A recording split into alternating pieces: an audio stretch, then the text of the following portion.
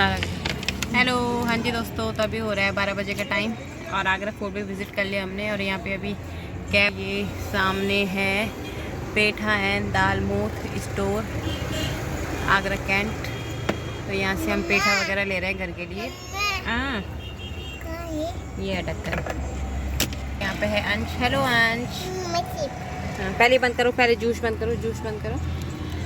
बस अभी आप पेठा लेता है, फिर जाएंगे हम आगे फतेहपुर सीकरी, वहाँ पे भी विज़िट करेंगे, देखेंगे। और फिर शाम का प्लान है वापस जाने का, तो फिर देखते हैं फिर उसके बाद कैसे रहता है, क्या करता है। तो आपको मिलेंगे सीधे आगे फतेहपुर सीकरी में।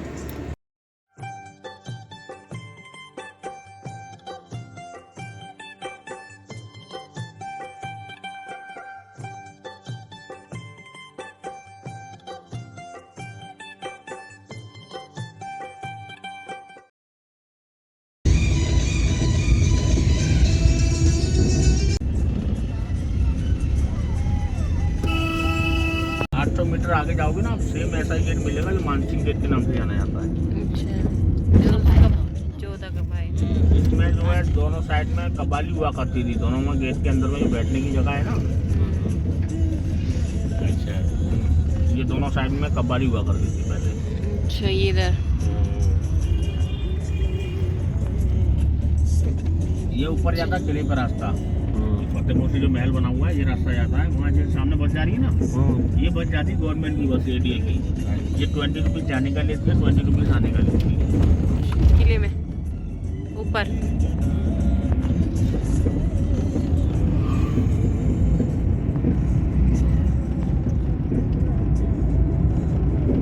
तो हाँ जी दोस्तों, तो अभी हम पहुंच चुके हैं फतेहपुर सीकरी और अभी यहाँ से जाएंगे हम ऊपर फतेहपुर और सीकरी देखने के लिए, जहाँ पे अकबर का किला था।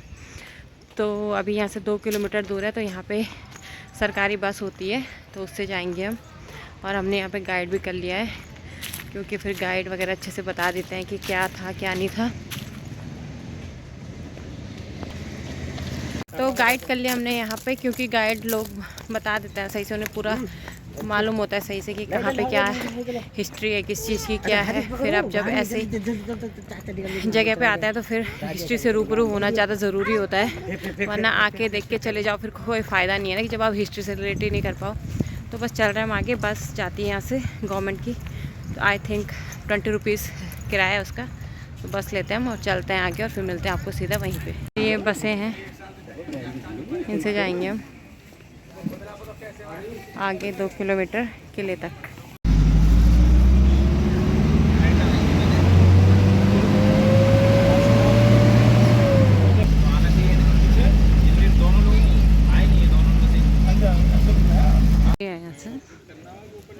यहाँ तक बस ने छोड़ दिया, अब यहाँ से हम जाएंगे आगे किले में। अपनी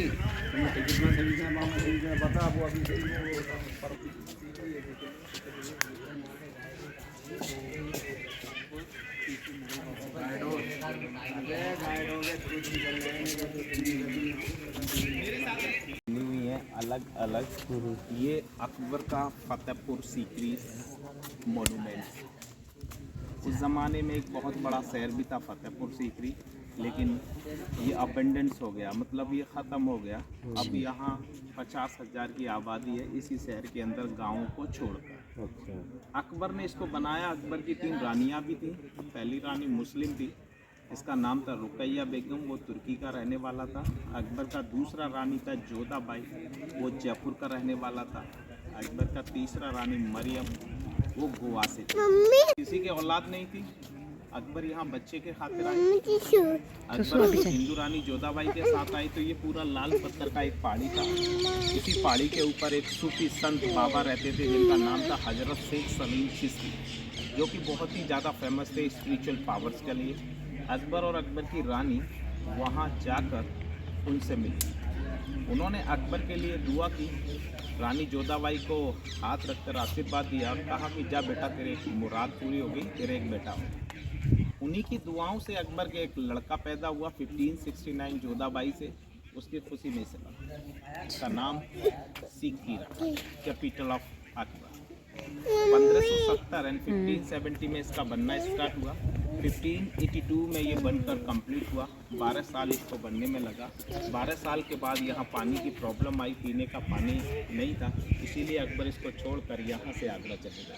ये सारा जो बना हुआ है आप लोग देख सकते हैं, उधर भी बना लीजिए आप लोग। ये अकबर है, वहाँ लोग बैठकर जो पब्लिक के लोग होते थे उनकी प्रॉब्लम को सुना करते थे, इसीलिए इसका नाम पड़ा दीवाने आम। अच्छा, आम खाने के लिए नहीं था, आम लोगों की समस्या सुनने के लिए। आइए चलो आगे चलो चलो। सुनने के लिए उसके जजमेंट को पानी बैठ में आया। इसका नाम पड़ा दीवाने खास। कह सकते हैं अकबर इसके ऊपर जाने के लिए इस दरवाजे से अंदर सीढ़ियाँ होती थी, ये जाकर वहाँ ऊपर आकर बैठता था। और ये जो डोर्स बने हुए गैलरीज बनी हुई है, वहाँ उनके मिनिस्टर्स लोग बैठा करते थे, यही उनका डिस्कस होता था। किसी को डीएम बनाना, किसी को कुछ बनाना। अकबर का एक पॉलिसी था, अकबर ने एक धर्म भी चलाया, उस धर्म का नाम रखा दीन इलाही। सबका भगवान एक, सबका मालिक एक, सबका मजहब, सबका धर्म एक। इसीलिए मेरे पीछे एक बहुत ही सुंदर पिलर बना हुआ है। इसी पिलर को दीन इलाही पिलर कहा जाता है। सबका भगवान, सबका मालिक, उसी तर्ज के ऊपर इसको बनाया गया था। ये जैन लोगों का मंदिर देखा है आपने, वहाँ इस प्रकार से मूर्तियाँ होती हैं। ये जैन धर्म से बिलोंग करता है, जैन रिलीजन। इसके नीचे Persian, Catholic, Buddhist, Hindu and Muslim. Akbar कहता था बताइए ये एक पिलर है, ये सब धर्मों का पिलर है। इसीलिए अकबर की सोच थी कि सबका मालिक एक, इसीलिए स्पेशल नाम दिया दीवाने खास। लाइए आपका फोटो निकाल। और उसी चौपड़ के समान यहाँ ये गेम बना हुआ है, आप लोग देख सकते हैं। ये चारों साइड में बना हुआ है चौपड़ स्टाइल में। हाँ, ये खेलने का एक अलग तरीका होता था। खेलने के लिए उस रानी सूरज की पूजा के लिए ऊपर जाया करती थी, और मुस्लिम रानी ईद का चांद देखा करती थी। इसीलिए इस महल का नाम पंच महल रखा गया था। ये अकबर के बेटे के लिए स्कूल बनाया था सामने। ये जो मदरसा बना हुआ है, उस जमाने में पर्शियन पढ़ाया जाता था, उर्दू लैंग्वेज होती थी, अरबी हुआ करती थी, हिंदी हुआ करती थी। वो सब यहाँ पढ़ने के लिए उस जमाने में अबुल फजल फैजी उनके मिनिस्टर थे जो उनको पढ़ाया।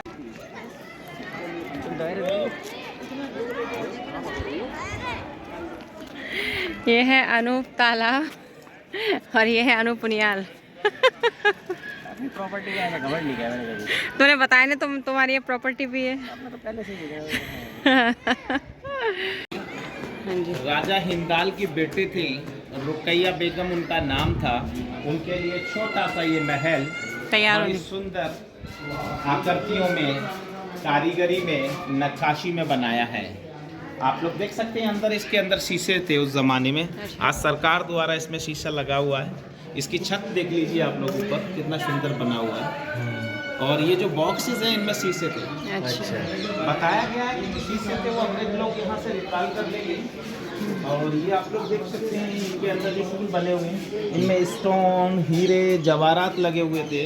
ऊपर तक देखने में लकड़ी नज़र आती है, पत्थर परे से बनाया गया। थोड़ा और आगे ये अनूप तालाब बना हुआ है, आप लोग देख सकते हैं सामने।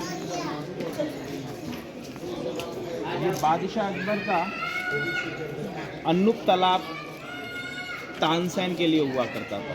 तानसेन का नाम सुना है? हाँ जी। अनूप तालाब के मायने होते हैं अनुपम तालाब, पानी की जगह को। ये रामतनु पांडे थे जो अकबर के दरबार में एक बहुत कलाकार थे। बीच में आप बैठते थे, चारों साइड में गुलाब जल होता था, और वहाँ बादशाह अकबर बैठा करते थे जो बालकनीज बनी हुई है सामने। हाँ, चारों साइड में दासियाँ बैठ जाया करती थी, वो लोग यहाँ रहते थे। अब अकबर का बेडरूम दिखा देते हैं आपको, जो लाल पत्थर, क्योंकि उस जमाने में परफ्यूम इसको खुशबू से महका करता था। क्या है ये? इसके ऊपर आराम करने के लिए बादशाह का बेड बना हुआ, लाल पाकुर का शाही बेड। हवा के आने जाने के लिए वेंटिलेशन भी है। गर्मियों में यहाँ आराम करते थे, सर्दियों में इसके ऊपर रहा। अच्छा, ये अकबर का बेडरूम। अकबर का हाइट कम था, 5 फीट 2 इंच। इसीलिए बादशाह के महल में जो भी लोग आते थे वो अपने आप ही सम्मान कर दिया करते थे। इसीलिए उन्होंने छोटे छोटे दरवाजे बनवाए। ये सामने देख सकते हैं आप, ये बैठ है।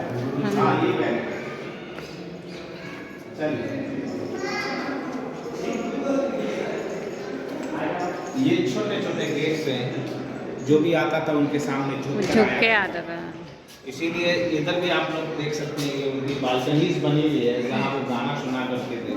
हाँ जी। तो इसीलिए छोटे छोटे दरवाजों को बादशाह ने बनवाया था। थोड़ा अच्छा। यहाँ से ये रास्ता था, आप लोग देख सकते हैं ये सब नालियाँ बनी हुई हैं, देख सकते हैं तो ये पूरी रानियों के जाने के रास्ते थे ऊपर, वहाँ हवा महल पर जाया करते थे। अच्छा।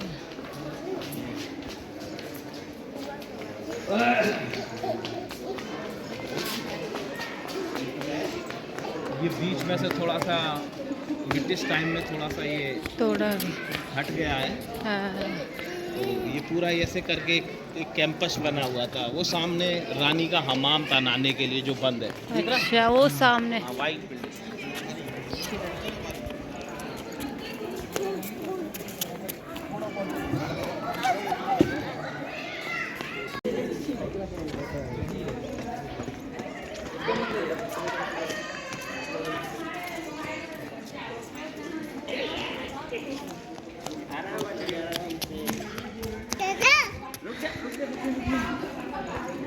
ये जोधाबाई का रसोई है, सामने बना हुआ है।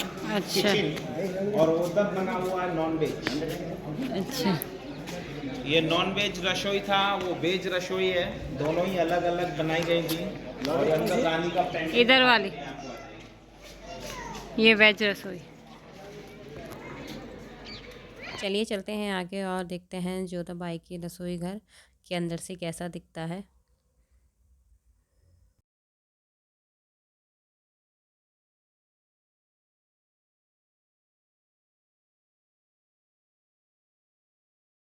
भगवान की पेंटिंग नजर आती है, लेकिन कुछ किताबों में ये भी लिखा हुआ है कि वो मरियम के लिए था।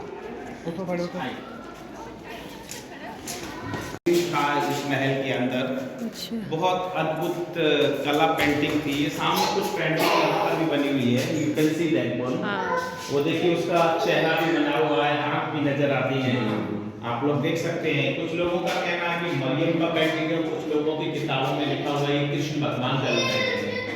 इधर आप लोग देख सकते हैं ये चर्च बना हुआ है, द सीलिंग ऑल्सो चर्च, और इसीलिए क्रिश्चियंस रानी के लिए था।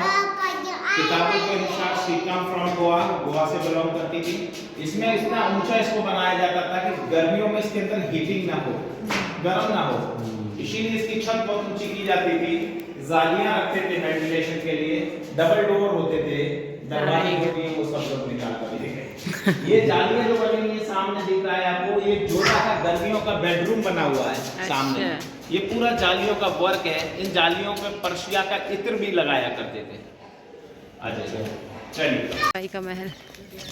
तो अब एंट्री लेते हैं यहाँ से अंदर के लिए और जोधाबाई के महल में जाएंगे और आपको भी दिखाएंगे। और माना जाता है, कहा जाता है कि इस महल का सबसे बड़ा जो हिस्सा है वो जोधाबाई का महल है। तीनों रानियों में सबसे बड़ा जो महल था वो जोधाबाई का ही था।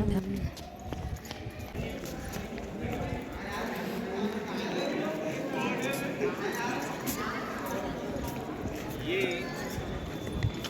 सबसे बड़ा महल अकबर की हिंदू रानी के लिए बनवाया गया था, जो कि जहांगीर की माँ थी, शाहजहां की ग्रैंड मदर थी।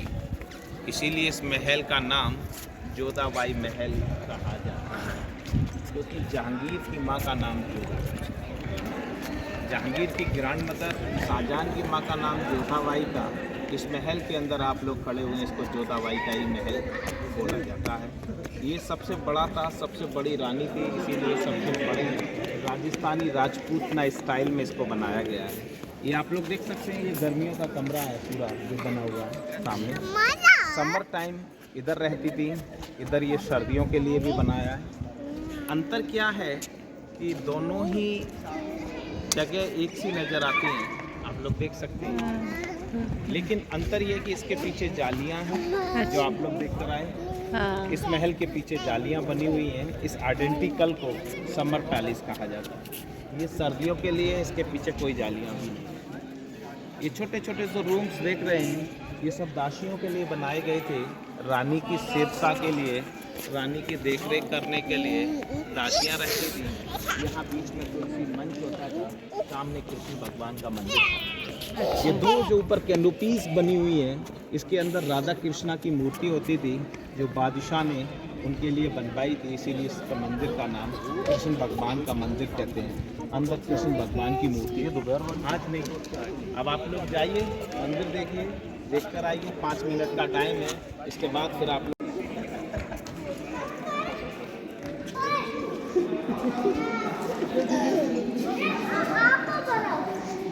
ये है राधा कृष्ण का मंदिर।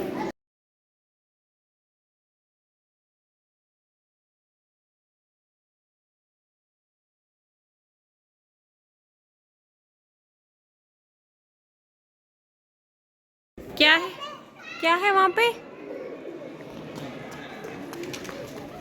क्या है? हैं? क्या है? कबूतर? कहाँ जा रहा है? ये मेन जगह है, उधर की साइड है तुम्हारा फतेहपुर और इधर की साइड है सीकरी। तो ये दोनों मिलके हो गए Fatehpur Sikri. I am right और रॉन्ग?